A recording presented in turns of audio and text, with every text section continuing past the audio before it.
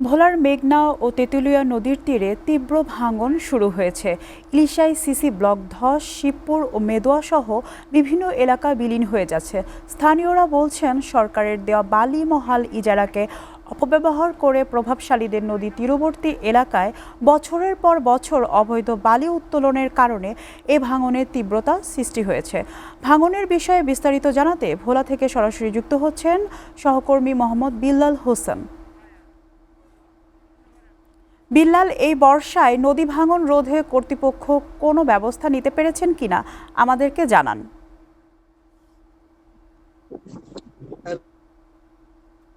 আপনাকে রাখি, ভোলা কিন্তু একটি দ্বীপ জেলা। ভোলার তিন পাশে কিন্তু মেঘনা ও তেঁতুলিয়া নদী, এক পাশে সাগর, যার কারণে কিন্তু সামান্য জলোচ্ছ্বাস অথবা বৈরী আবহাওয়া দেখা দিলেই কিন্তু এখানে নদী ভাঙন শুরু হয়। তো আমি যে স্থানটিতে দাঁড়িয়ে আছি, এটি ভোলার জংশন একটি লঞ্চঘাট।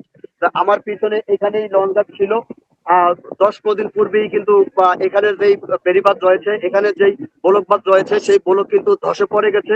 তো স্থানীয়রা বলছেন যে 15 থেকে 20 ফুট এই বোলক নদীর পাড় ধসে পড়েছে, কিন্তু এরপরে কিন্তু প্রশাসনের পক্ষ থেকে, পানি উন্নয়নের পক্ষ থেকে কোনো ব্যবস্থা নেওয়া হয়নি।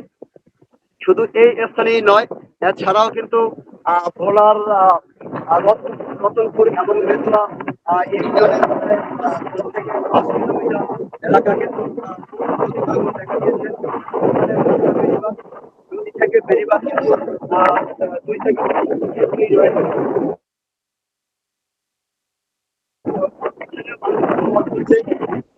সরকার যে প্রতি বছর বালু মহাল ইজারা দিয়ে আসছেন, সেই ইজারা দ্বারাই কিন্তু নির্দিষ্ট স্থানে বালি না কেটে তারা বিভিন্ন স্থানে বালি কাটছেন, যার কারণে এই ভাঙন সৃষ্টি হয়েছে।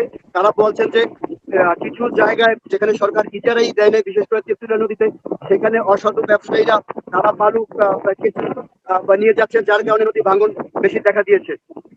তো আমি আপনাকে যদি পিছনেও দেখাতে চাই, এখানেও কিন্তু একটি বাল্কেট দেখা যাচ্ছে।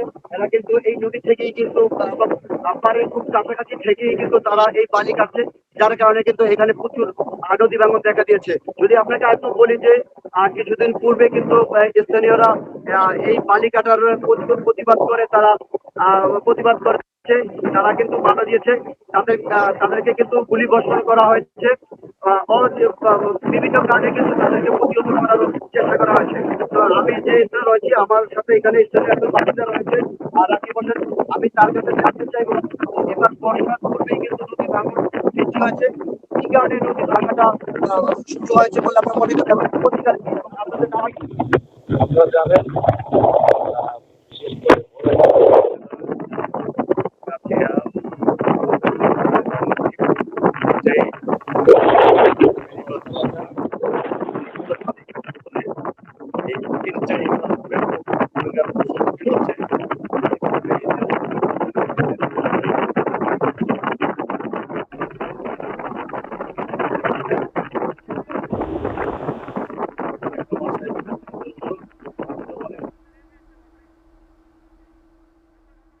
বিল্লাল, আপনাকে ধন্যবাদ।